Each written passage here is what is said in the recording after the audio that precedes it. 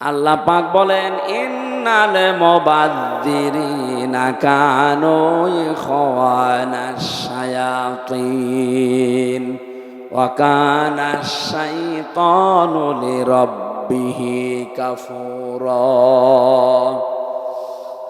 আপনি নামাজ পড়েন না, শয়তানের ভাই, এ কথা কোরআন হাদিসে নেই। রোজা রাখেন না, শয়তানের ভাই, এ কথা কোরআন হাদিসে নেই। আপনি পর্দা করেন না, শয়তানের ভাই, এ কথা কোরআন হাদিসে পাইনি। কিন্তু কেউ যদি অপচয় করে, সে শয়তানের ভাই। এ ঘোষণা কার? আল্লাহর। সূরা বনী ইসরাঈলে আছে। শয়তানের ভাই কি হয়? শয়তান।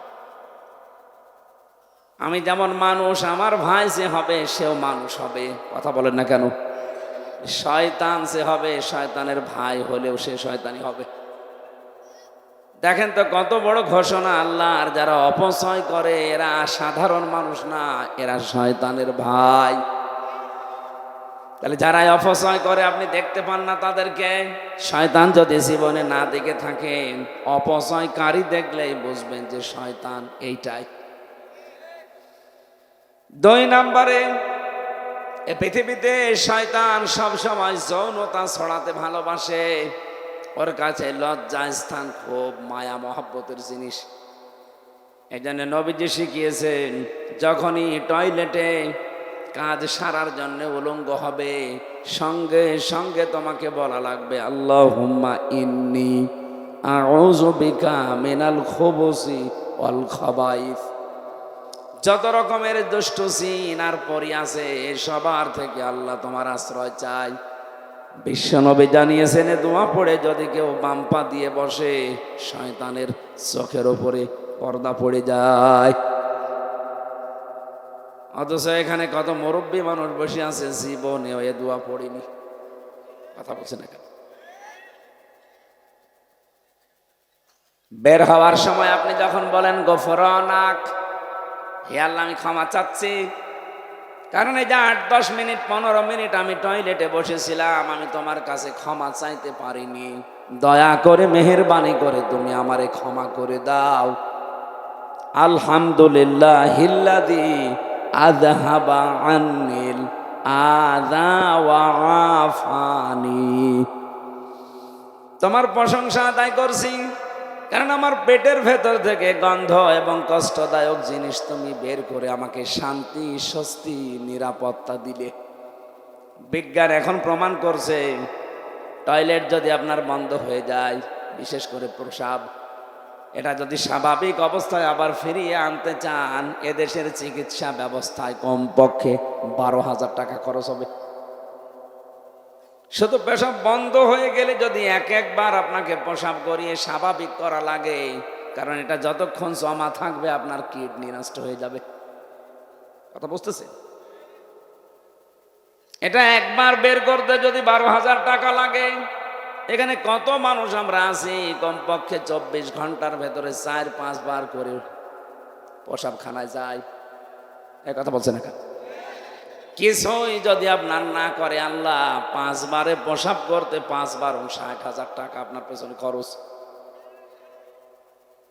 এই যে সূর্যটা দেখতে পান, 30,000 কোটি ফারেনহাইট বিদ্যুৎ খরচ হচ্ছে 1 সেকেন্ড চালাতে। 24টা ঘন্টা আল্লাহ আমার 12টা ঘন্টা অন্তত আমাদের মাথার উপরে রেখে দিয়েছে। এক এক সেকেন্ডে যদি 30,000 কোটি ফারেনহাইট বিদ্যুৎ খরচ হয়, কোনদিন জিবরাইল এসে বিলের কাগজ নিয়ে বলে না যে ভাই এই টাকাটা দিন, বলেছে? আমাদের যে মেজাজ, আমার মনে হয় কোনো বাড়িতে যদি জিবরাইল যে বলতো, এই যে বিলের কাগজ, যে কাপড় শুকিয়েছেন, এই কাপড় শুকানোর বিল, আমার মনে হয় জিবরাইল আরশ পর্যন্ত যাওয়ার আগেই মার্ডার হয়ে যাবে। অথচ আজ পর্যন্ত কোনোদিন আমার কাছে বিলের কাগজ আল্লাহ জিবরাইলকে দিয়ে ধরিয়ে দেয়নি। কথা বলেন ঠিক কিনা? বগুড়াবাসী, ক্লাস চলছে কিন্তু খুব খেয়াল করে, আপনার রোল নাম্বার যেন 1, 2, 3 ভেতরে থাকে। আপনি এমন ছাত্র হবেন না যে 82 রোল আপনার। এক ছাত্র এসে প্রিন্সিপালের কাছে বলছে, স্যার হয় ছুটি দেন, নাই আমি গেলাম। স্যার চিন্তা করছে, ও যে পজিশনে আছে, ও ছুটি দিলেও যাবে, না দিলেও জড়ি দেবে। এই তোর রোল নাম্বার কত? 82। 82 রোল। ছেলে মেয়ে কয়টা ক্লাসে? 82টা। 82টা ছেলে মেয়ে, ওর রোল নাম্বার 82। ও খুব ভালো ছাত্র। বলেন বলেন, ওর জীবনের কোনো উদ্দেশ্য আছে? ও শুধু আসে আর পালিয়ে চলে যায়। আপনি ওই রকম ভাবে না, 1, 2, 3-এর মতো রোল নাম্বার যারা, তারা যেভাবে অ্যাক্টিভ ভাবে কান কাড়া করে বিষয়গুলো শোনে, ওগুলো শুনে হজম করার চেষ্টা চালান। এবার শয়তান আমরা অনেকেই মনে করি দেখতে পাই না যে মানুষগুলো যৌনতা ছড়াতে ভালোবাসে, আপনি বিশ্বাস করে নিতে পারেন ওইটাই শয়তান। ফিল্মে যারা কাজ করছে বলেন তো, এ মানুষগুলো যৌনতা ছড়ানো ছাড়া কি আছে তাদের এই সিনেমাতে? আগেকার সিনেমাগুলো মানুষ দেখতো আর শিক্ষা নিত আর কান্নাকাটি করতো, যে কোনো একটা বিষয় তারা তুলে ধরতো। আর এখন সিনেমা শুরুই হয় যৌনতা দিয়ে, শেষ হয় দর্শন দিয়ে। যারা এই জগতের সাথে আছেন, আমার তো মনে হয় মাঝে মাঝে যে তারা তাদের মেয়ে, ছেলে, নাতি এদের কাছে কি হিসাবে বিবেচিত হয়। আপনি মানুষ, হ্যাঁ?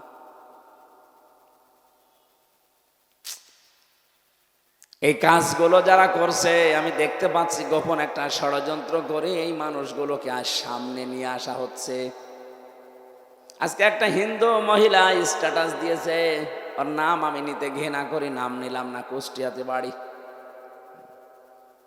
না, নামটা বলার দরকার। এই মহিলা ঘোষণা দিয়েছে, আপনারা দেখবেন কয়েকদিনের পরে সমকামিতা আনার জন্য নিজেরাই আন্দোলন করবেন। আমরা আপনার মতো অত পয়সা চাইনি, আমাদের রুচিবোধ আছে। আপনি তো মানুষ থেকে বিকৃত হয়ে গেছেন। হ্যাঁ, আল্লাহ আকর্ষণ দিয়েছে নারীর প্রতি পুরুষের, পুরুষের প্রতি নারীর। আপনি পুরা সিস্টেমই আল্লাহর পাল্টিয়ে দিয়েছেন। পুরুষে পুরুষে বিয়ে করবে, মহিলাতে মহিলায় বিয়ে করবে। বলেন নাউজুবিল্লাহ। শয়তান আছে না নেই? কোনটা?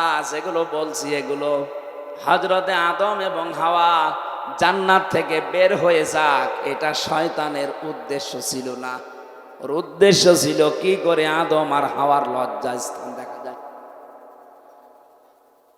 এজন্যও জান্নাতের মেন গেটে দাঁড়িয়ে ওয়াজ করেছিল, ওয়াকাসামাহুমা ইন্নী লাকুমা লামিনান নাসিহিন।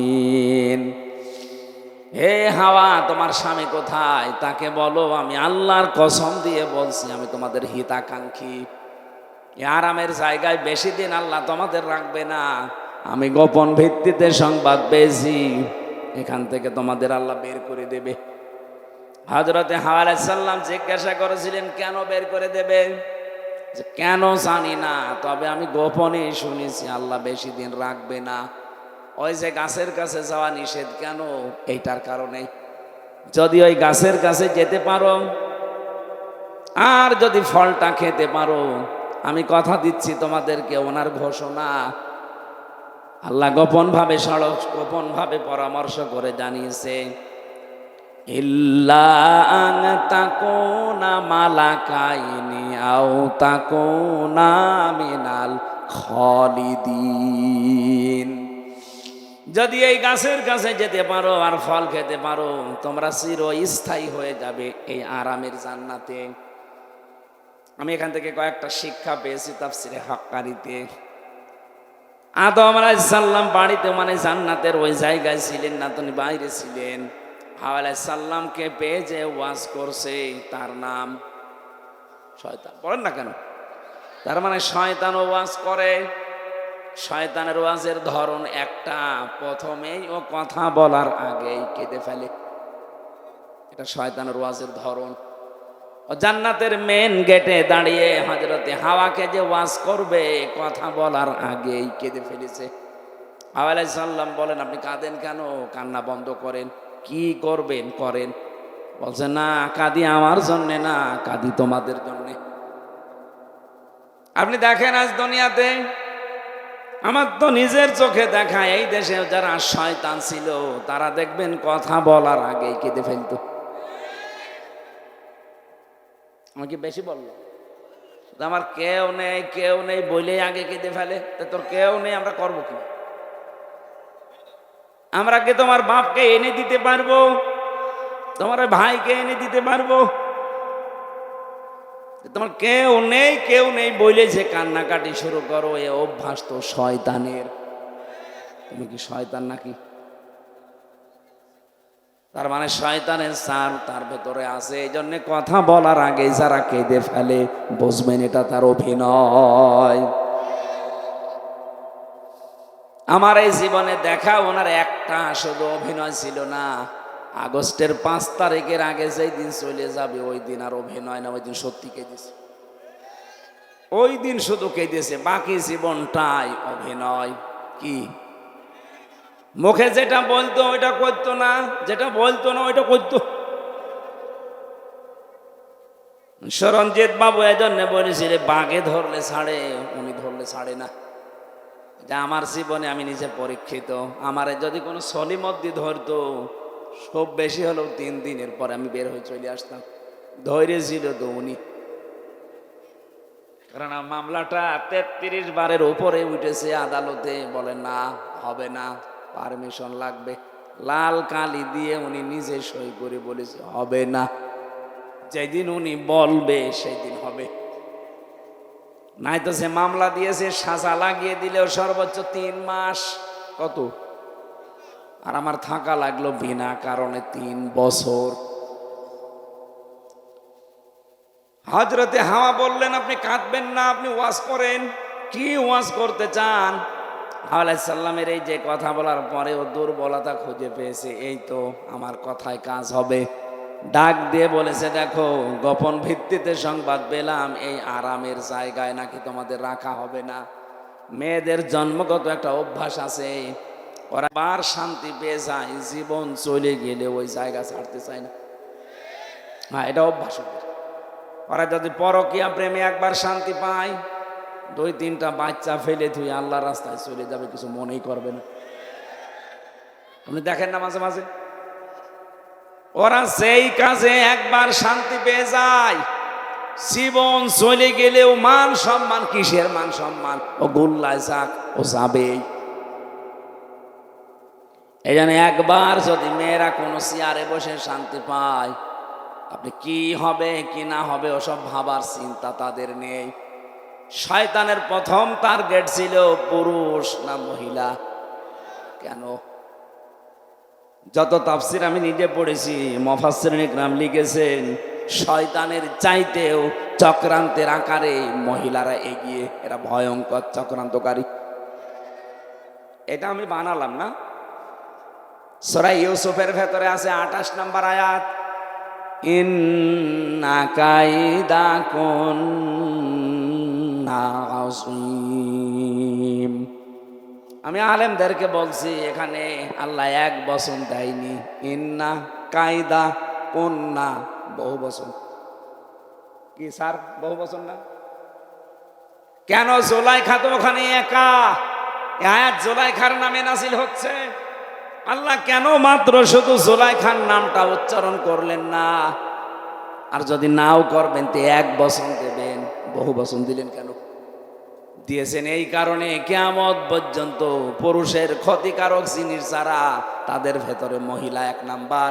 আর এদের ষড়যন্ত্র বড় ভয়ঙ্কর। এই যে আসিম শব্দ আল্লাহ ব্যবহার করলেন, ইন্না কাইদাকুন্না আযীম। আল্লাহ বলেন এদের চক্রান্ত শুধু একটা না, যুগে যুগে বহু জুলাইখার উত্তরাধিকারী উত্তরসূরি আসবে দুনিয়ায়। ইউসুফের মতো চরিত্রবান মানুষদেরকে তারা জেনার অপবাদ পর্যন্ত দেবে। দেয়নি? সংসদে দাঁড়িয়ে পর্যন্ত মাওলানা মামুনুল হকের বিরুদ্ধে, যিনি পালিয়েছে, উনি এই কথা বলেছিল। এই জেনার তহমত দেয়নি, এই কথা বলছে না কেন? এই লোকটার সাথে আমি 3 বছর ঘরে ছিলাম, ফাঁসির ওই কন্ডেম ছেলে। এ মানুষটার যে ইখলাস, তার যে ইবাদত, তার যে চরিত্র যেন নষ্ট না হয়, এজন্য 3টা বিয়ে করেছে সে। অনেকে মনে করে 3-4টে বিয়ে করলে তার চরিত্র খারাপ। আরে শয়তান, তার চরিত্র ভালো রাখার জন্য তো বিয়ে করিস। তোর চরিত্র খারাপ এই জন্যই তো তুই হোটেলে যাস। হ্যাঁ, কথা বলেন না কেন? চরিত্র খারাপ এই জন্যই তো তুই রাত কাটাস বাইরে বাইরে। এই বগুড়াতে যত আবাসিক হোটেল আছে, আমি গ্যারান্টি দিচ্ছি, ঢাকার কথা বাদ, এটা বিভাগীয় শহরও না, আছে তো রংপুর, রাজশাহী, এটা একটা জেলা। এই জেলায় যত নাম করা হোটেল আছে, আপনি যান দেখবেন অনেক জেনা ব্যভিচার অলরেডি চলছে। উনি ওখানে গেলে ওনার চরিত্র ভালো হয়। আর শাইখুল হাদিস ইবনে শাইখুল হাদিস, এই লোকটা নিজের বউ নিয়ে বেড়াতে গেছে, বলে জেনা করতে গেছে। এই চক্রান্তটা মহিলাদের, কাদের? মেয়েদের চক্রান্তে যদি কেউ ফেসে যায় একবার, তার জীবন যৌবন শেষ। এই যে আমি তার প্রমাণ। আমার এমন ভাবে ফাঁসিয়ে দিয়েছে, জীবনে ওই জঙ্গি না আমি শুনি নাই। বগুড়াবাসী, আমি যেটা বোঝাতে চেয়েছিলাম, হযরতে আদম আলাইহিস সালাম যখন আসলেন, ডাক দিয়ে চিন্তা ভাবনা তার মনের ভেতরে, ব্রেনের ভেতরে ঢুকিয়ে দিয়েছে শয়তান। এই আরামের জায়গায় যদি থাকতে চাও, তাহলে ওই গন্ধম গাছের ফল খাও স্বামীকে করে। যখনই এসেছিল বারবার পেছনে ঘরে কি করে বল, না ফল খাওয়া লাগবে। আল্লাহর নিষেধ। কেন নিষেধ তুমি জানো না? আমাদের একজন হিতাকাঙ্ক্ষী আছে এখানে, সে কসম দিয়ে আমাকে বলে গেছে, এটা সূরা আরাফের ভেতরে আছে, অকসামাহুমা ইন্নী লাকুমা লামিনান নাসিহিন। সে কসম দিয়ে বলে গেছে, আল্লাহর নামে কসম, যে আমরা যদি ওখানে যেতে পারি আর ওই ফল খেতে পারি, হয় আমরা এখানে চিরস্থায়ী হয়ে যাব, আমাদেরকে আর কোনো শক্তি বের করে দিতে পারবে না। বলেন নাউজুবিল্লাহ। আদম আলাইহিস সালামকে সঙ্গে নিয়ে যেভাবে হোক ফল খেয়েছে। 2টা প্রতিক্রিয়া। 1 নম্বরে প্রথম তার পোশাক খুলে পড়ে গেছে, 2 নম্বরে তার টয়লেটের প্রয়োজন দেখা দিয়েছে। যখনই পোশাক গলে পড়ে গেছে, ওই যে শয়তান গেটে দাঁড়িয়েছিল, প্রশ্ন আসতে পারে জান্নাতের গেট কি উন্মুক্ত? হ্যাঁ, এটা আমি জেলখানায় গিয়ে তাই আয়াতের তাফসীর বুঝেছি। কোরআনে কারিমে যেখানে আল্লাহ জাহান্নামের কথা দিয়েছেন, হাত্তা ইযা জাউহা ফুতিহাত আবওয়াবুহা ওয়া ক্বাল ইলা আখিরি আয়াত। আল্লাহ পাক যখন বলেন যে জাহান্নামী মানুষদেরকে যখন জাহান্নামের গেটের সামনে নেওয়া হবে, এরপরে জাহান্নামের দরজা খুলে যাবে, ভেতরে প্রবেশ করিয়া আবার জাহান্নামের দরজা বন্ধ করে দেওয়া হবে। জাহান্নামে গেলেই দরজা বন্ধ, বের হতে চাইলে দরজা যেহেতু বন্ধ, বের হতে পারবে না। আর জান্নাতের কথা যত জায়গায় পেয়েছি, দরজা বন্ধ এ কথা আমি পাইনি। আমি দুনিয়ার জেলখানার সাথে মিলিয়ে দেখেছি, যত বড় বড় অপরাধী হোক, জেলখানায় কাছে নিয়ে গেলে দরজা বন্ধ, যাবে ভেতরে খুলে আবার বন্ধ, 24 ঘন্টা তালা লাগানো থাকে। জেলখানার মেন গেটে তাই থাকে না? বগুড়া জেলখানায় যান, 24 ঘন্টা মেন গেট তালা মারা, 1-2 জন করে ওখানে সব সময় থাকে পাহারাদার। এটা জাহান্নামের বৈশিষ্ট্য, সব সময় বন্ধ থাকবে। আর জান্নাতের দরজা 24 ঘন্টা ওপেন থাকবে। আদম আলাইহিস সালাম আর হাওয়া আলাইহিস সালামের এই 2টা প্রতিক্রিয়া যখন, শয়তান কিন্তু ওখান থেকে দেখার পরেই তাকিয়েছে আর খিলখিল করে হাসতেছে। কারণ শয়তান যৌনতা দেখলে বেশি ভালো লাগে, ওর আনন্দ লাগে। বলেন নাউজুবিল্লাহ। আমি এ কথা বলার জন্য এ পর্যন্ত এসেছিলাম। আজ যারা নিজেদের যৌনাঙ্গগুলো উন্মুক্ত করে মানুষকে দেখাতে চান, এই মানুষগুলোর অন্তরের ভেতরে 2টা জিনিস তৈরি হয়। যারা বৈধ জিনিস বাদ দিয়ে অবৈধ জিনিসের প্রতি চোখের নজর আর অন্তরের যে চোখ আছে, ফাইন্নাহা লা তা'মাল আবসার ওয়ালাকিন তা'মাল কুলুবুল্লাতী ফিস সুদূর। কলবের চোখ আছে, অন্তরের চক্ষু বলা হয় যেটা, চর্ম চোখ আর কলবের অন্তরের চোখ, এই দুইটাই আমার আল্লাহ নষ্ট করে দেয় যারা বৈধ জিনিস বাদ দিয়ে বেশি বেশি অবৈধ জিনিস দেখে। আজ অনেক মানুষ আছে দেখবেন, নিজের স্ত্রী ভালো লাগে না, নিজের স্ত্রীর কাছে সময়ও দিতে চায় না, বাইরে উল্টা পাল্টা উলট পালট জিনিস দেখে, মোবাইল কম্পিউটার ল্যাপটপ টেলিভিশনে উলট পালট জিনিস দেখে ওর অন্তরের চক্ষু নষ্ট হয়ে গেছে, চর্ম চক্ষু খারাপ হয়ে গেছে। তখন আরে বৈধ জিনিস ভালো লাগে না। একটু গড়িয়ে দেন, একটু হালকা দেন দেন, আর একটু দেন, থাক, ঠান্ডা হয়ে যাক, প্রেশার বেড়ে যাচ্ছে।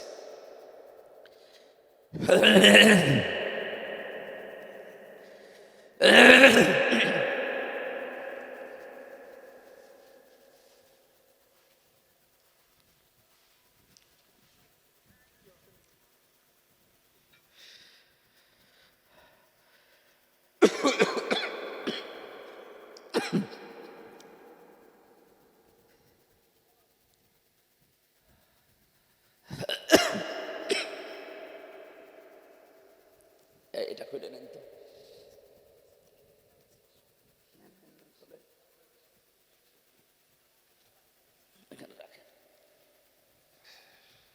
পাতলা জামা গায়ে দেওয়ার দরকার ছিল, ভেতরে ঘাই নিয়ে একেবারে খালি গলা বসে যাবে।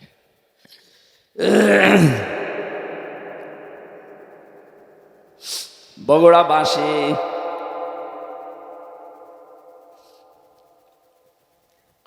সূরা নূরের 30 নম্বর আয়াত আমার মনে হয় আল্লাহ দুইটা ঔষধ দিয়ে নাজিল করেছেন। যাদের নিজের স্ত্রী ভালো লাগে না, যাদের নিজের স্বামী ভালো লাগে না, পরপুরুষের প্রতি পর নারীর প্রতি আকর্ষণ বেশি, নাকি বগুড়া এগুলো নেই? এগুলো যাদের বেশি তাদের দুইটা ঔষধ বলছি, এখন থেকে কাজে লাগাবেন। আমি নিজে সহ যত পুরুষ মানুষ আজকে এসেছি, আরে ভাই দুনিয়াটাই আমাদের সব না, আমাদের আর একটা জগৎ আছে। কথা বলে না কেন? হিন্দুদের মতো তো বিশ্বাস আমরা করি না যে আর একবার জন্ম নেব না, একবারই শেষ। সুতরাং এখান থেকে যে কোনো কায়দায় চোখ বন্ধ হয়ে গেলে এই যে জীবন বিশাল শুরু হয়ে যাচ্ছে, আর শেষ নেই। ওখানে যে যেন আমরা কেউ ধরা না পড়ি।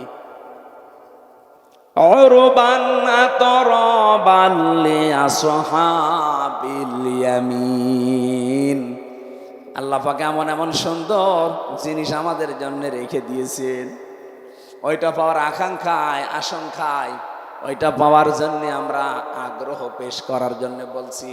দুইটা কাজ এখন থেকে আরম্ভ করবেন। পর নারীর প্রতি এই যে যারা মোবাইলে কথা বললে আনন্দ পায়, এটা বন্ধ হয়ে যাবে। যারা উলঙ্গ নাচ দেখলে, অর্ধ উলঙ্গ মহিলা দেখলে যাদের আকর্ষণ বেড়ে যায়, এইটাও বন্ধ হয়ে যাবে সর্বোচ্চ 1 মাসে। আমি বেশি টার্গেট দিয়ে ফেললাম, 15 দিনও পারবেন। আজকে থেকে এখনই আমল করেন, দেখেন পরিবার একটা আলাদা শান্তি পাবেন। কোন সূরা বললাম?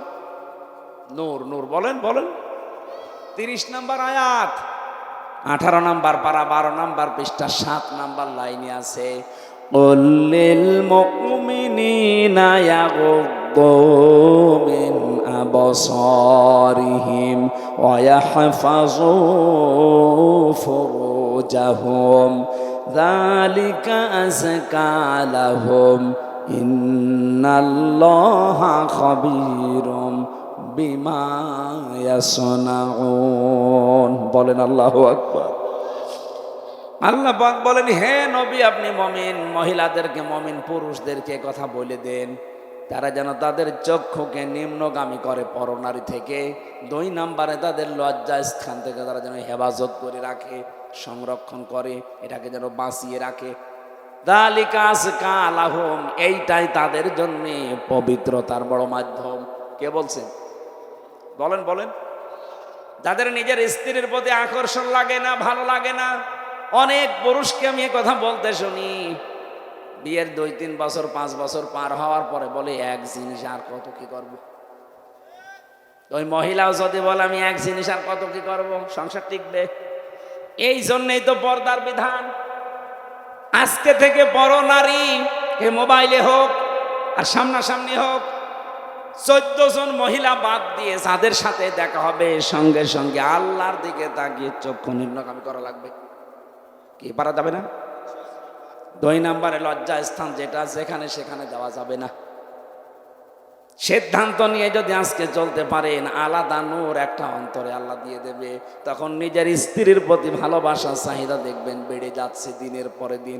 সর্বোচ্চ 15 দিন করেন, পরকীয়া প্রেম আপনার বন্ধ হতে বাধ্য। আপনার চাইতে সুযোগ আমার জীবনে অনেক বেশি। কি আপনি তো বগুড়ার বাইরে, গাবতলীর বাইরে জীবনে যাননি। আর আমার সারা বাংলাদেশের 630টা থানায় আমি গেছি, বিদেশের বহুগুলো দেশ আমি ঘুরলাম, কত কিছু আমার আয়ত্তে আছে। আমি যদি শুধু হাতের ইশারা দেই 5টা চলে আসবে, তারপরে আমার শরীর চলে না। এই আয়াতটা যেই দিন আমি বুঝেছি, বৈধ জিনিসের প্রতি যত বেশি ঝোঁক দিতে চান, তত বেশি হারাম জিনিসের প্রতি আপনি চোখ ফিরিয়ে রাখবেন। মন চাবে না তা না, মন চাবে। আপনি একটু চেষ্টা করে দেখেন, আল্লাহ আপনাকে দিয়ে করাবে। আজকে থেকে সিদ্ধান্ত নেবেন, নিজের বউ বাদ দিয়ে আর 14 জন মহিলা বাদ দিয়ে। কয়জন? যাদেরকে বিয়ে করা জায়েজ নেই, ওদেরকে দেখা জায়েজ আছে, কিন্তু মুখমণ্ডল, হাতের কবজি আর পায়ের পাতা বাদ দিয়ে পুরা শরীর তাদেরও ঢেকে রাখা লাগবে। কোন যুবতী মেয়েকে নিয়ে বাবা এক ঘরে থাকতে পারবে না। কথা বলছে না কেন?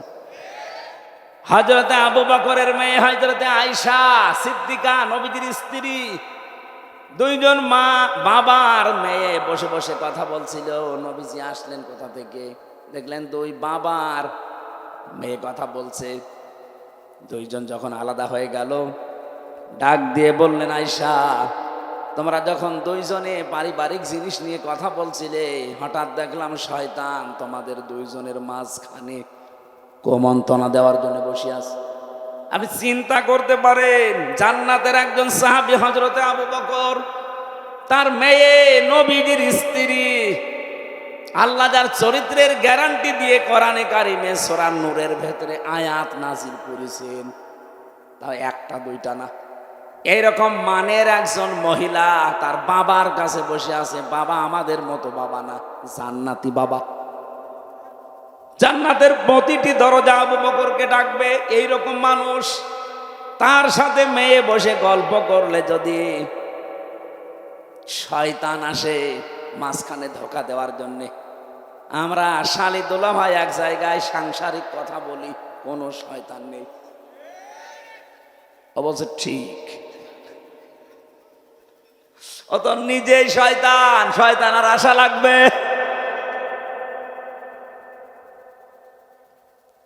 না, সাবধান থাকা লাগবে। এই ঔষধটা অ্যাপ্লাই করেন আজকে থেকে। নিষিদ্ধ জিনিস যেগুলো আছে, শুধু এই পরনারী না, মোবাইলে হোক, কম্পিউটারে হোক, বাইরে হোক, চক্ষু নিম্নগামী করে রাখবেন। দেখবেন আলাদা একটা জিনিস আল্লাহ মাস্ট বি দেবেই। 2 নম্বরে আমাদের যে লজ্জা স্থান আছে, নারীদের নারী, পুরুষের পুরুষটা, এটা ঠিক করে রাখা লাগবে। কিন্তু মনে মনে করেন আমার তো মন চাই। আরে মন চাই না কার? মানুষকে এই মন দিয়ে আল্লাহ বানিয়েছেন। এই মনটা কন্ট্রোল করতে যে পারে সেই পরীক্ষায় পাশ করে। আর আপনিও যদি ডোনাল্ড ট্রাম্পের মতো বাবা শাহজালাল সব হালাল, তাহলে আপনাকে জান্নাতে দেবে আল্লাহ কোন কারণে? কথা বলে না কেন? একজন খ্রিস্টান গোমেজ, মিস্টার গোমেজের জীবনী পড়ছিলাম, উনি আফসোস করে লিখেছে, মুসলমানেরা তোমাদের কোরআন কি দুনিয়ায় একটা? মুসলমানেরা জবাব দিচ্ছে, কি বলেন আপনি?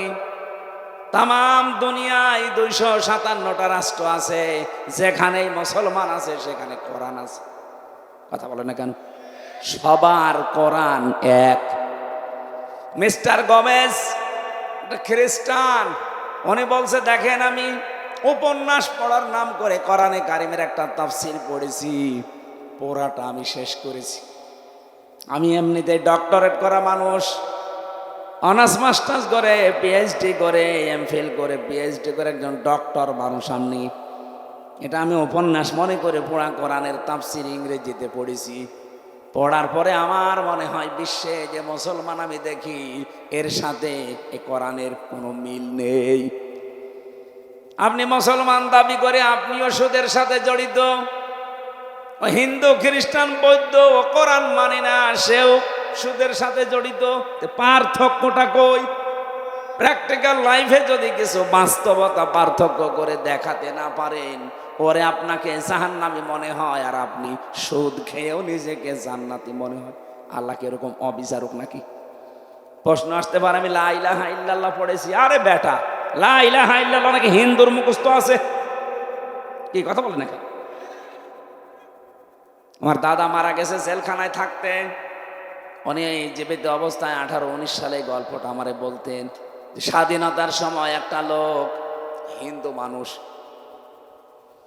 পাকিস্তানের ওই বাহিনী তাকে ধরার পরে বলছে তুই মুসলমান না অন্য জাতি? আমি মুসলমান। মুসলমান তাহলে কালেমা বল। বলছে লা ইলাহা ইল্লা আনতা সুবহানাকা ইন্নী কুনতু মিনাজ জালিমিন। দিয়েছে 2 চড়। ওই বেটা, কি কালেমা না মুসিবতের দোয়া? বলছে ভাই কালেমা না মুসিবতের দোয়া জানি না, তবে আমিও মুসিবতে আছি। আমি কি কম মুসিবতে আছি? আমি এ ধর্মের লোক না, বাঁচার জন্য আমি কালেমা মনে করে পড়লাম। আমি অনেককে বলতে শুনি বিপদে পড়লে তারা এটা পড়ে, আমি মনে করছি এটা মনে হয় বিপদের দোয়া। কালেমা না দোয়া আমি জানি না, আমি বেঁচে গেলেই হবে। যারা এই ধারণা করে আছেন যে কালেমা যখন পড়েছি জান্নাত একদিন যাবই না, আমি প্রিন্সিপাল সাহেবকে বলছি, হযরতে আবু হুরায়রা কিন্তু এই হাদিসটা শোনার পরেই বলছিলেন মান ক্বালা লা ইলাহা ইল্লাল্লাহ ফাদাখালাল জান্নাহ, যে ব্যক্তি লা ইলাহা ইল্লাল্লাহ পড়ে সে জান্নাতে চলে যায়। হযরতে ওমর বলেছিলেন হে নবী আপনি এ কথা বললেন? বলে হ্যাঁ। কিভাবে বললেন? মাঝখানে আপনি ফা শব্দ দিলেন কেন? বিশ্ব নবী বলেন ওমর এ ফায়ের ব্যাখ্যা আছে আইয়ুহাযির মা হারামাল্লাহ। কোন মানুষ যদি কালেমা পড়ে আর হালালকে হালাল জেনে আঁকড়িয়ে ধরে, হারামকে হারাম জানার পরে ছেড়ে দেয়, শুধু ওই লোকটাই কালেমা পড়ে জান্নাতে যাবে। বগুড়ার মুসলমানেরা, আমি যে কথার পরিচয় দিতে পর্যন্ত এসেছি, আবার 5 মিনিট পরে দিয়ে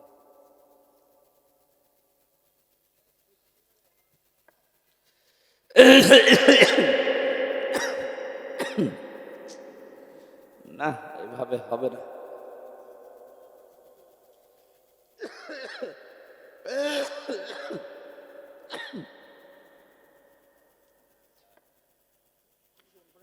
আরে ভাই ভেতরে নষ্ট হয়ে গেছে। কিসের গরম পানি, কিসের চা? এত করে বলে যে মাহফিল বন্ধ করেন বন্ধ করেন, ডাক্তাররা পর্যন্ত হাত পা চেপে ধরছে দিচ্ছেন না। কি করি বলেন তো? শেষ করে দিলাম। আল্লাহুম্মা আমিন।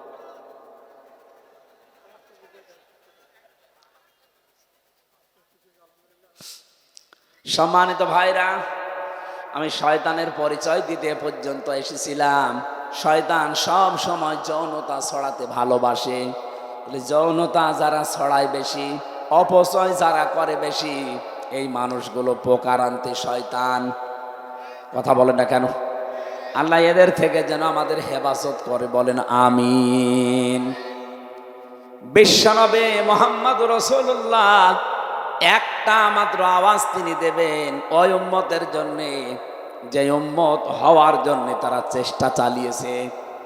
নবীজি বলেন আমার উম্মত তো ওইটা, আমি দুনিয়া থেকে বিদায় নেওয়ার পরে আমার রেখে আসা ইসলাম যারা পঙ্খানুপঙ্খানুভাবে পালন করেছে, বেদাত প্রবেশ করায় নাই।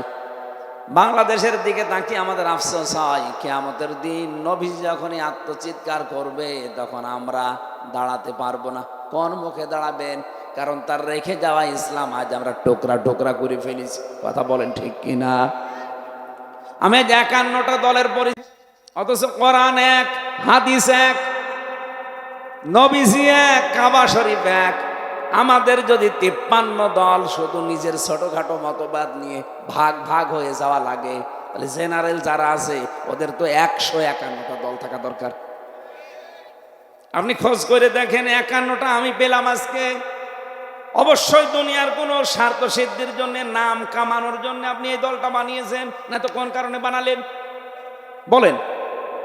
আহলে হাদিসের ভেতরে 17টা দল, ইসলামপন্থী যারা খেলাফত আন্দোলন, খেলাফত মজলিস মিলে প্রায় 7টা দল।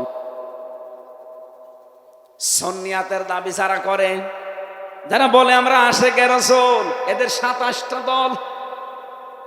আপনি মিলান, বাংলাদেশে যে যেই দলে আছে, মতে আছে, যে যেইটা মানে, এক জায়গায় সব এক। একামতে দিনের বেলায় যে দিনে বাংলাদেশে দিন কায়েম করা লাগবে, এই জায়গায় যারা এক, তারা হচ্ছে জামাতে ইসলামী। এই দলের ভেতরে আমি কোনো পার্থক্যটা পাইনি। এদের তো লক্ষ লক্ষ কোটি কোটি ভক্ত এই দেশে, অনুসারী আছে, কিন্তু দল হিসাবে সব এক। কথা বলেন না কেন? বাকি যা আছে দেখবেন শুধু সভাপতি, সেক্রেটারি, একটা দল খুলে বসে আছে। সারা দেশে কেউ নেই, শুধু সভাপতি আর সেক্রেটারি। ঢাকায় কেন্দ্রীয় অফিসও নেই, বাড়ির ভেতরে ছাদের উপর একটা সিলিকুটি মানি বসে, এটা কেন্দ্রীয় অফিস। এই ভণ্ডামিগুলো যদি এখনো পর্যন্ত বাদ দিতে না পারেন, এখনো যদি দলাদলি করেন, দেখেন 50 বছরের ভেতরে জালেমরা আবার এদের চাষ করবে। আশা করছে আমার ইঙ্গিত আপনি বুঝেছেন। এটা রেকর্ড হচ্ছে, সারা দেশে যাবে। যাদের মাথার ভেতরে এটা ঢুকবে তারা যেন চিন্তা করেন আমার এই ছোট্ট কথাটা। শেষে কিন্তু সুযোগ হারিয়ে গেলে আর দোয়া করেও ফেরত আসবে না। সূরা নূন, মুমিনুন, এখান থেকে আমরা 2টা আয়াত পড়েছি। আজকের আলোচনাটা আমরা মানব জীবনকে কেন্দ্রীয় করে সাজিয়েছি। আল্লাহ পাক আমাদের একটা দুর্বল জায়গায় আঘাত দিয়ে স্মরণ করাচ্ছেন, ওয়ালাকাদ খলাকনাল ইনসানা মিন সুলালাতিন মিন তিন। অবশ্যই আমি আল্লাহ মানুষকে মাটির নির্যাস দিয়ে বানিয়েছি। আল্লাহ আমাদেরকে মাটি দিয়ে বানিয়েছে, মাটির নির্যাস দিয়ে বানিয়েছে। এ কথা বললেন কেন? আমরা অনেকেই আল্লাহকে ভুলে গেছি। এই দুর্বল জায়গাটায় আল্লাহ আঘাত দিয়ে আমরা যেন ফিরে আসি, প্রথম নম্বর কারণ এইটা। বাস্তবতা দেখি আমরা তো ফিরে আসি না, আমাদের বিদ্যা আরো বেড়ে যায়। আল্লাহ রাব্বুল আলামিন বলেন, হাল আতা লিল ইনসানি হিনুম মিনাদ দাহরি লাম ইয়াকুন শাইআম মাযকুরা। ও মানুষ, তোমার জীবনে কি এমন সময় অতিবাহিত হয়নি যে সময় তুমি উল্লেখ করার মতো কিছু ছিলে না? তাফসীরে ফি জিলালিল কোরআন থেকে কয়েকটা তথ্য পেয়েছি, একটু মিলাবেন। মানুষের এই জায়গায় আল্লাহ কেন আঘাত দিলেন? আমরা যে মাটির তৈরি, তার 3টা কারণ। 1 নম্বরে আমাদের যিনি আদি পিতা হযরতে আদম এবং হাওয়া, এই 2 জনেই কিসের তৈরি? মাটির। বলেন বলেন। সন্তান যদি মাটির হয়, বাবা যদি মাটির হয়, সন্তানও মাটির হবে। বাবা যদি আগুনের হয়, সন্তানও আগুনের হবে। কথা বলেন ঠিক কিনা? 2 নম্বরে সব খাদ্য দুনিয়ায় মাটি থেকে উৎপন্ন হয়। এই জন্যে এখান থেকে শিক্ষা যে আমরা মাটির তৈরি। পৃথিবীর এমন কোনো খাবার নেই যার মূল মাটি না, মাটি থেকে সব। 3 নম্বরে মাটি থেকে খাবারের পরে খাবার তৈরি হয়, তৈরি হওয়ার পরে এটা দিয়ে বীর্য তৈরি হয়। বীর্য বাবার স্ফলিঙ্গ দিয়ে মায়ের রেহেমের ভেতরে প্রবেশ করে। মূল জিনিস কিন্তু মাটি। মূল কি? বিজ্ঞান প্রমাণ করছে এই মাটি দিয়ে মানুষকে আল্লাহ বানিয়েছে। এই মাটির ভেতরে কমপক্ষে 10টা উপাদান পাওয়া যাচ্ছে। মানুষের এই পুরা বডি আল্লাহ পাক বানিয়ে দেখা গেছে 13টা জিনিস পাওয়া যায় মানুষের ভেতরে। এক মাটির ভেতরে আছে 10টা। কয়টা? আমি মাটির ভেতর থেকে মৃত্তিকা গবেষণাগার আছে গাজীপুরে, এই তথ্যটা ওখান থেকে পেয়েছি। 10টা জিনিস তারা মাটি থেকে বের করেছে। মাটির ভেতরে অক্সিজেন আছে, সিলিকন আছে, অ্যালুমিনিয়াম আছে, আয়রন আছে, ক্যালসিয়াম আছে, পটাশিয়াম আছে, সোডিয়াম আছে, ম্যাগনেসিয়াম আছে, নাইট্রোজেন আছে, হাইড্রোজেন আছে। কয়টা? বলেন বলেন। এই 10টা জিনিস শুধু মাটির ভেতরে। আল্লাহ রাব্বুল আলামিন বলেন, আখরুজু মিন বাইনিস সুলবি ওয়াত তারাইব, বাবার স্ফলিঙ্গ দিয়ে যেটা বের হয়ে মায়ের রেহেমে জমা হয়েছে, এখানে সলবন এক বচন, তারাইব বহু বচন। সলবন আল্লাহ এক বচন দিলেন কেন? তারাইব বহু বচন দিলেন কেন? সলবন বলা হয় বাবার লজ্জাস্থানকে, তারাইব বলা হয় মায়ের লজ্জাস্থানকে। মায়ের বেলায় আল্লাহ বহু বচন, বাবার বেলায় এক বচন। কেন? সন্তান তৈরি করতে গিয়ে শুধু মা লাগে, বাবা লাগে না। কথা বলে না কেন? বিজ্ঞান প্রমাণ করেছে তারা এবার সলবন নিয়ে। এটা আপনি ডক্টর জাকির নায়েকের লেখা 12 খণ্ড লেকচার আছে, ওর ভেতরে পাবেন। এই আয়াতের তাফসিরে এত সুন্দর করে তিনি সাজিয়েছেন। আমি বহু তাফসিরের আগে পড়েছি, কিন্তু এই তথ্যটা পাইনি। তিনি ওখানে লিখেছেন, তিনি যেহেতু একটা ডাক্তার না, উনি যেহেতু ডাক্তার, গবেষণা করে লিখেছে, বাবা এই পৃথিবীতে সন্তানের জন্য যে পরিমাণ কষ্ট সহ্য করে জন্ম দিতে গিয়ে, মা কমপক্ষে বাবার চাইতে 3 গুণ কষ্ট বেশি সহ্য করে। আমরা জানি একের পরে হয় 2, 2-এর পরে যা হবে সব 1 বছর, 2 বছর না বহু বছর? বলেন বলেন। এই জন্য আল্লাহ তারাইব বহু বছর দিয়েছেন। বাবার বেলায় 1 বছর দিলেন এই কারণে, বাবা তো শুধু বিছানায় থাকা শেষ, বাকি মা পেটে বহন করার জন্য 10 মাস 10 দিন কষ্ট সহ্য করেছে। শুধু এতটুকুই না, কমপক্ষে ডেলিভারির যে কষ্টটা, বিজ্ঞান এখন জানিয়েছে এই পুরুষ মানুষ আমরা যারা দুনিয়ায় যত শক্তিশালী পুরুষ হোক, 45 ইউনিট কষ্ট সহ্য করতে পারে। কত? 45 ইউনিটের বেশি কষ্ট একজনকে দিলে সে হয় হার্ট অ্যাটাক করবে, না মারা যাবে। কিন্তু একটা মা দুনিয়ার সন্তানের মুখ দেখাতে গিয়ে বিজ্ঞান এখন দেখতে পাই কষ্টটা মাপার জন্য একটা যন্ত্র আছে। মায়ের কষ্ট কমপক্ষে হয় 57 ইউনিট। 45 ডিগ্রি দিলে যেখানে আমরা মারা যাব, সেখানে মা আমার মুখ দেখতে 57 ইউনিট কষ্ট সহ্য করে কয়েক বালতি রক্ত শরীর থেকে ঝরিয়ে মা আমার কাঁটা ছটফট মুরগির মতো করে, তারপরও আমরা মুখ দেখতে চাই। নবীজি জানিয়েছেন, এত কষ্ট দুঃখের পরে বাচ্চাটা যখনই মায়ের সামনে তুলে ধরা হয়, বাচ্চার মুখ একবার দেখার সঙ্গে সঙ্গে পেছনে যত কষ্ট ছিল সব আল্লাহ ভুলিয়ে দেয়। এই কষ্ট যদি মায়ের মনে রাখার মতো হতো, জীবনে কোনো মানুষ একটা সন্তান নেওয়ার পরে আর কোনোদিন স্বামীর সাথে মেলামেশা করতো না। ও বলতো না, দুনিয়ায় যে কষ্ট পেয়েছি আমি কোনোদিন আর তোমার কাছে যাব না।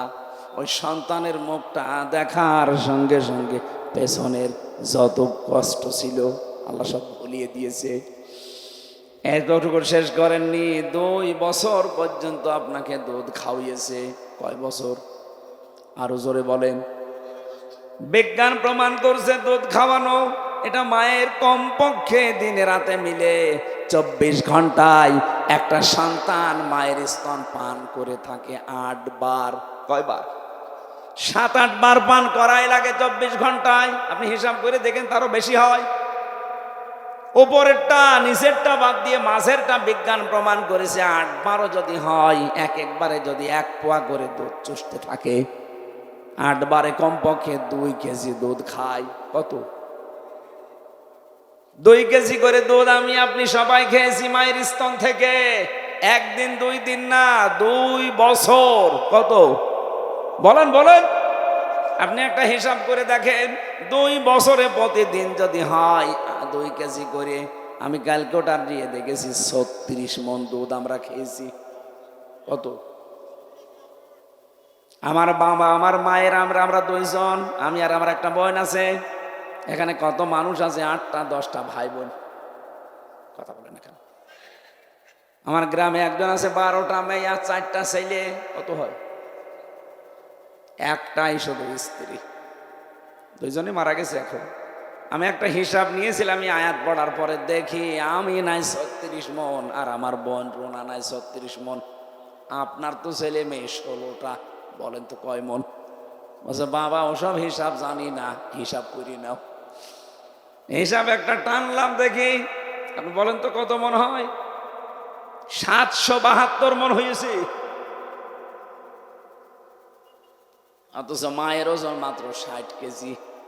60 কেজি জায়গা থেকে আমার আল্লাহ এতগুলো দুধ দুনিয়ায় সন্তানদের জন্য বের করে দিলেন। আমার মনে হয় এখনো যদি ছেলে মেয়ে হইতো তো দুধ আল্লাহ দিত। এটা একটা কুদরতের মেশিন, কথা বলেন ঠিক কিনা? এই যে 3টা কষ্ট বাবার চাইতে মায়ের বেশি হইল, পেটে রাখা,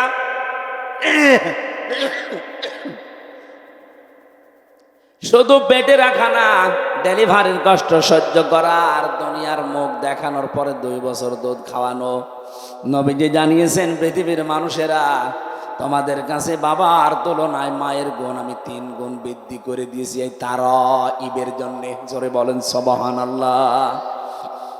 মানুষ যখন এই বীর্যটা মায়ের রেহেমের ভেতরে যেতে থাকে, বিজ্ঞান এখন দেখতে পাচ্ছে কমপক্ষে 1 ফোঁটা বীর্য দিয়ে 40,000 আদম বানানো যায়। কত হাজার বলেন বলেন?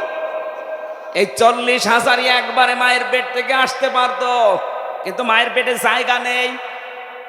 বাবার এই স্ফলিঙ্গ দিয়ে যখন বের হয়ে যায়, এখান থেকে মায়ের ওই জরায়ু পর্যন্ত যে নাপাক পানির থলিটা আছে, রেহেম বলা হয়, এখানে যেতে যেতে দেওয়ালের সাথে ধাক্কা লাগে, কেউ পড়ে যায়, কেউ মরে যায়। আমার তো জীবনের প্রতিযোগিতা শুরু হয়েছে সেই জন্ম থেকে, অথচ আজ আমরা প্রতিযোগিতায় হেরে যাই। কত স্ট্রাগল করে, কত কষ্ট স্বীকার করে প্রতিযোগিতা করে ওই জায়গায় গেছি আমি। তারপরে হামসা আমি দুনিয়ায় আসলাম। আমার কত ভাই বোন ছিল, তারা পড়ে মরে গেছে। কথা বলেন না কেন? তাহলে আমাকে সিদ্ধান্ত নেওয়া লাগবে আমার মঞ্জিলে মকসুদ পর্যন্ত, আসল যেটা আমার জায়গা এখানে নাই। দুনিয়া আসার জন্য মায়ের রেহেম, আর আমার জান্নাতে যাওয়ার জন্য আমার জীবনের শেষ দিন এ পর্যন্ত আমাকে লড়াই করে যেতেই হবে। ওয়াবুদ রাব্বাকা হাত্তা ইয়াতিয়াকাল ইয়াকিন। হামজা, ইবাদত বন্দেগী করো ওই পর্যন্ত, যতদিন পর্যন্ত তোমার মরণ না আসে। তার মানে আমার মরণ আসা পর্যন্ত আমার এই সব সময় স্ট্রাগল করে দেওয়া লাগবে, কষ্ট স্বীকার করা লাগবে, প্রতিযোগিতা করা লাগবে। লাকাদ খালাকনাল ইনসানা ফি কাবাদ। আমি মানুষকে বানিয়েছি এই কষ্টের পরে কষ্ট সহ্য করে। এ মানুষ যখন কষ্ট সহ্য করবে, 40 দিন পরে পরে আমার আল্লাহ এটা পাল্টাতে থাকবে। আল্লাহ রাব্বুল আলামিন বলেন, সুম্মা খালাকনান নুতফাতা আলাকাতান ফাখালাকনাল আলাকাতা মুদগাতান ফাখালাকনাল মুদগাতা ইযামা ফাকাসাউনাল ইযামা লাহমা সুম্মা আনশা'নাহু খালকান আখার ফাতাবারাকাল্লাহু আহসানুল খালিকিন। বলেন আল্লাহু আকবার। একটু নিজের জীবনের দিকে তাকান, আপনি সেজদা দিতে বাধ্য হবেন আল্লাহকে। বড় বড় নাস্তিক হোক, মানি না তোর আল্লাহকে, এই কথাও যারা বলে তারা আয়াত পড়ার পরে নত হতে বাধ্য, যদি বুঝে থাকে। আল্লাহ পাক বলেন একটা ইন্টেনসিভ কেয়ার ইউনিট, যেখানে দুনিয়ার কোনো সার্ম যেতে পারে না, এই জায়গায় 40 দিন ধরে রাখলাম। এরপরে আমি নোতফা থেকে ধরে আমি আলাক বানালাম, এরপরে আলাক থেকে তোকে আমি মদগা বানালাম, এরপরে মদগা থেকে চামড়া দিয়ে গোশত দিয়ে এটা আমি ঢেকে দিলাম। শুধু ঢেকে দিয়ে শেষ করিনি, এই গোশতগুলো যেন পচন না ধরে এমন একটা কাবার দিয়েছি। এই কাবার যাকে দিয়েছি ওইটাই ফাইনাল। এটা আমার যে চামড়া আছে, আমার শরীরের কোন চামড়া যদি কেটে এখানে লেগে দেন, এটা ভালো হয়ে যাবে। যদি পুড়িয়ে যায়, কেটে যায়, ছিঁড়ে যায়, আমার আর চামড়া প্রিন্সিপালের এক না। দেখতে এক হলেও আমার শরীরের ভেতরে ৯,৭৬৮ প্রকার চামড়া আল্লাহ দিয়ে রেখেছেন। কিন্তু এক একটা জায়গার চামড়া এক এক রকম। এই হাতের তালুতে যে চামড়া আছে, এইটা যদি উপরে দিত, জীবনেও কোনো কিছু ধরে আপনি আটকিয়ে রাখতে পারতেন না। কথা বলেন ঠিক কিনা? দুইটা জায়গার চামড়া আল্লাহ পুরা আলাদা করে দিয়েছেন, লজ্জা স্থানের আর জহ্বার। এত এত চামড়া দিলেন শরীরের ভেতরে গোশতগুলো সংরক্ষণ করার জন্যে। আল্লাহ পাক বলেন মানুষের ভেতরে আমি হাড্ডি দিয়েছি 360টা জোড়া দিয়েছি। নবীজি বলেন তোমরা প্রতিদিন এই জোড়া আছে আল্লাহ দিলেন 360টা সাদকা দান করবা, তাহলে এই জোড়ার হক আদায় হবে। সাহাবেরা বলে হুজুর আমরা গরিব মানুষ, টাকা পয়সা। বিশ্ব নবী বলেন দুইটা কাজ করতে পারলে এই হাড়ের সাদকা আদায় হয়ে যাবে জয়েন্টের। মসজিদের ভেতরে যদি কোনো ময়লা দেখো নিজের দায়িত্বে তুলে ফেলে দিবা। 2 নম্বরে দস্তরখানা বিছিয়ে খাবার খাবা, যদি খাবার পড়ে যায় ওই খাবার তুলে খাবা। অথচ এই দুইটা আমলের একটাও আমরা ধনী মানুষরা করতে চাই না। বলি এই আবার কাজ হইল। মসজিদের ময়লা পরিষ্কার করার জন্য ইমাম আছে, খাদেম আছে, মুয়াজ্জিন আছে, ওরা আমি লাট সাহেব, আরে ভাই আপনার এই হাড়ের এই যে 360টা জোড়া দেওয়া আছে, জোড়ার সাদগা দেবে আপনার কোন বাবা? এটা সাদগা দুনিয়ায় আদায় করা জায়গা, এটা করে যাবেন। মসজিদে প্রবেশ করলে এটা আপনার দায়িত্ব হয়ে পড়ে। কথা বলেন ঠিক কিনা? একটা খড়কোটা পড়ে আছে, থুতু পড়ে আছে, কপ পড়ে আছে, পরিষ্কার করে দেন। দস্তরখানা বিছিয়ে খাবার খাওয়ার অভ্যাস করেন। আল্লাহ রাব্বুল আলামিন বলেন প্রত্যেক জায়গায় যে জোড়া দিয়েছি সব জোড়া আবার এক না, প্রত্যেকটা হাড় আলাদা আলাদা মাপ। এক এক জায়গার হাড় এক এক রকম। হাড়ের ভেতরে আবার গিরো দিয়েছি। যদি হাড় সোজাসুজি করে দিতাম জীবনও কিছু ধরতে পারতে না। এই যে গিরোগুলো দিয়েছি প্রত্যেকটা আঙ্গুলে জয়েন্টে, এগুলো আবার নাট সিস্টেম করে দেয়নি যে খুলে রেখে দেবা তাহলে চুরি হয়ে যেত। এমন সিস্টেম করে দিয়েছি নিজের ভেতরেই থাকবে, শার্টও করতে পারো, জমাও করতে পারো। কথা বলেন ঠিক? আল্লাহ পাক বলেন এই যে আস্তে আস্তে 3:40-এর পরে যখন তোর ভেতরে খাবারের উদ্রেক দেখা দেয়, মায়ের মাসিক অসুখ বন্ধ করে নাভির সাথে নাভির তার জড়িয়ে আমি খাবারের ব্যবস্থা করি। এতটুকু শেষ হয়নি, 6 মাস হবার পরে এখন 3টা জিনিস তার লাগবে, মাস্ট বি। একটা হচ্ছে শ্রবণ শক্তি, একটা হচ্ছে দর্শন শক্তি, আর একটা বাক শক্তি। এই 3টা জিনিস আমি আল্লাহ নিজের পক্ষ থেকে দান করি। ওদিকে মাটির উপাদানের ভেতরে আছে 10টা। কয়টা? আল্লাহর পক্ষ থেকে আল্লাহ দিয়েছেন 3টা, কোন তাফসিরে পেয়েছি 5টা। সেখানে আছে শ্রবণ শক্তি, দর্শন শক্তি, বাক শক্তি, আকেল শক্তি আর ঘ্রাণ শক্তি। 8, 5, 13টা জিনিস যখন এক হয়ে যায়, 6 মাস পরে মায়ের পেটের ভেতরে আমার আল্লাহ এবার আকৃতিটা দিয়ে দেয়। ওরা বডি বানিয়েছে ফেরেশতারা, আর আকার এই আকৃতি এইটুকু বানিয়েছে আল্লাহ নিজের কুদরতি হাতে। এটা বানানোর পরে আল্লাহ বলেন আমার সিদ্ধান্ত মতো এটা ছেলে হবে না মেয়ে হবে।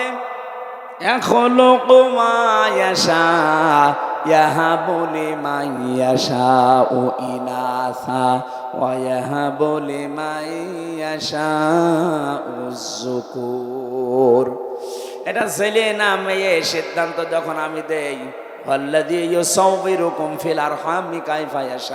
মায়ের রেহেমের ভেতরে তোমাদের আকৃতি আমি আল্লাহ নিজের মন মতো করে বানিয়েছি। এটা বানানো কমপ্লিট হওয়ার পর ফেরেশতারা বলতে থাকে আল্লাহ এটা বের করার দায়িত্ব। আল্লাহ বলেন আমার আল্লাহু আখরাজাকুম মিন বুতুনি উম্মাহাতিকুম। আস্তে করে বাচ্চার আকারে তোকে আমি ওই ছোট্ট জায়গা দিয়ে বের করে নিয়ে আসবো। এ দায়িত্ব কার? আরো জোরে বলেন। কিন্তু এখন আমরা অধিকাংশ শ্বশুর আর শাশুড়ি জামাইয়ের ওপরে চাপ দিয়ে দায়িত্ব দিয়ে দিয়েছি ডাক্তারকে। কথা বলেন না কেন? শ্বশুর শাশুড়ি যারা আছেন একটু শক্ত হতে পারেন না? আপনার চাদুর কষ্ট হবে এই বলে যদি আপনি তাকে জামাইকে চাপ দিয়ে সিজার করান, আপনি জানেন তার কি ক্ষতি করে দিলেন। প্রথমে যে সিজার করেছে নরমালে বাচ্চা হওয়ার চেষ্টা না করে আন্দাজে যারা সিজার করে, সিজার তো ওই সময় হবে যখন পেন উঠবে, নরমালে হচ্ছে না, ডাক্তারদের বোর্ড বসবে, বোর্ডে সিদ্ধান্ত হবে, এরপরে সিজার।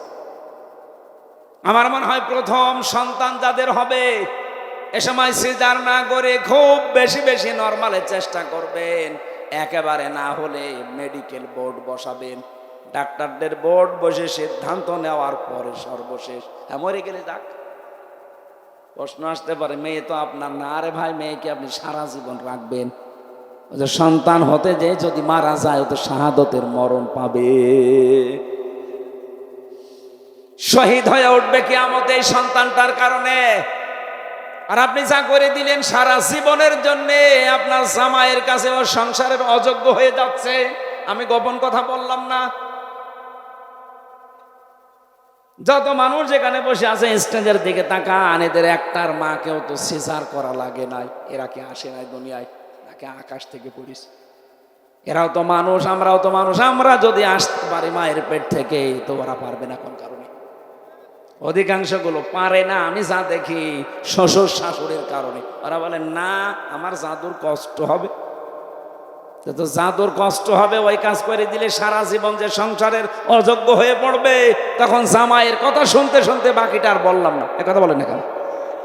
মানে আর একটা বিয়ে করতে যাবে, হ্যাঁ আমার মেয়ে রেখে আর একটা বিয়ে করবে, মানে তার মেয়ে তো তুই নষ্ট করে ফেলেছিস।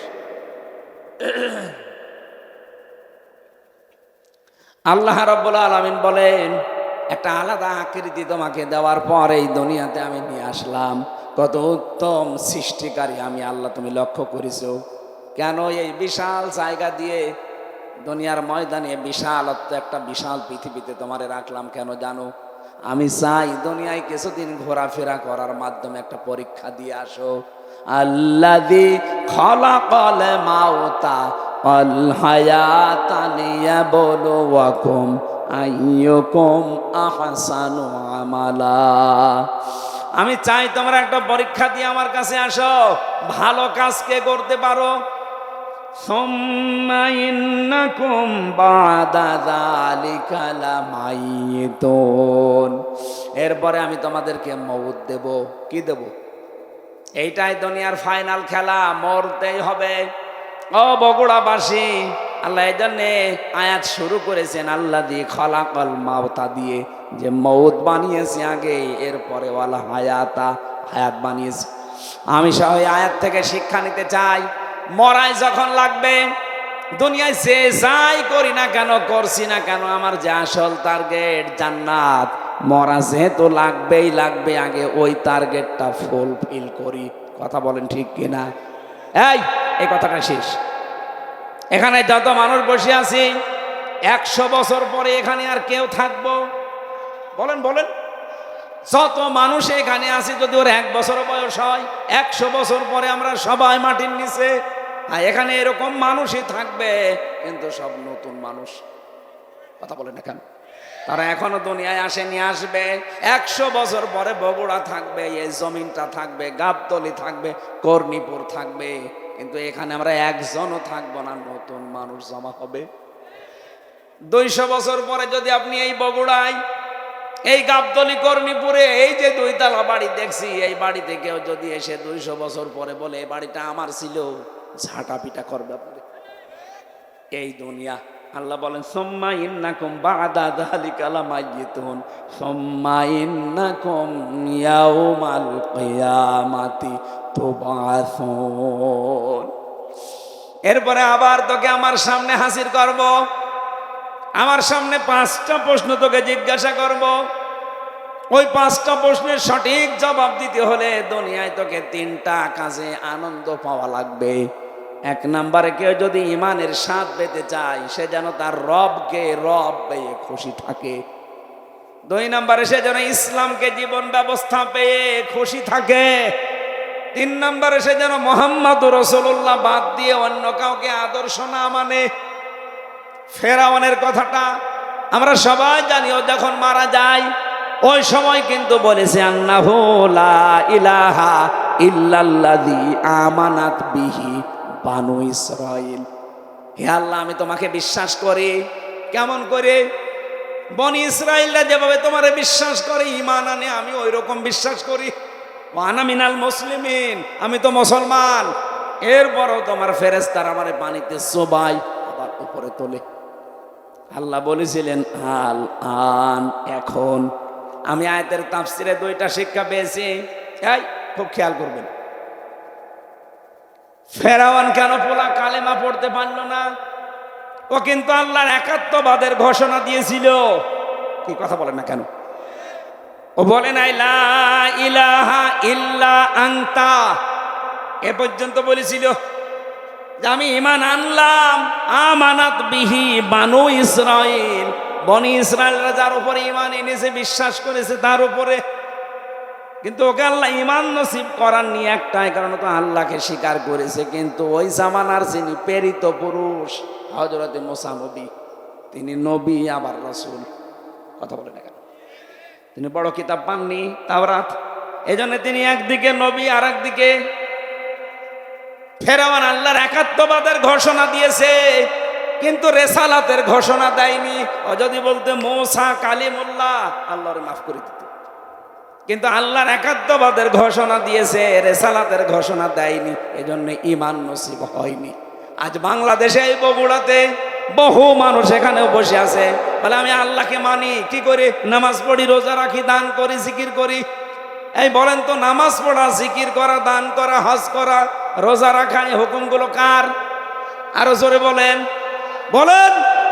আপনি তো ফেরাউনের মতো আল্লাহকে মেনে নিলেন, কিন্তু এই জামানার প্রেরিত পুরুষ যিনি মুহাম্মদ রাসূলুল্লাহ, কথা বলেন না কেন? উনি এই জামানার জন্য প্রেরিত পুরুষ না? শুধু এই জামানা না, কিয়ামত পর্যন্ত।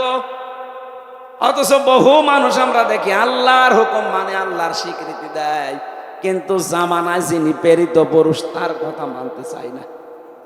তিনি যে 10 বছর রাষ্ট্রপতি ছিলেন সেটা বললেই বলে রাজনীতি।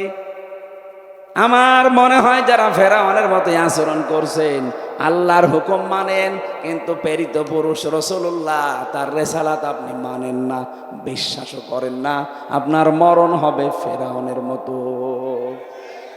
আমার মনে হয় যার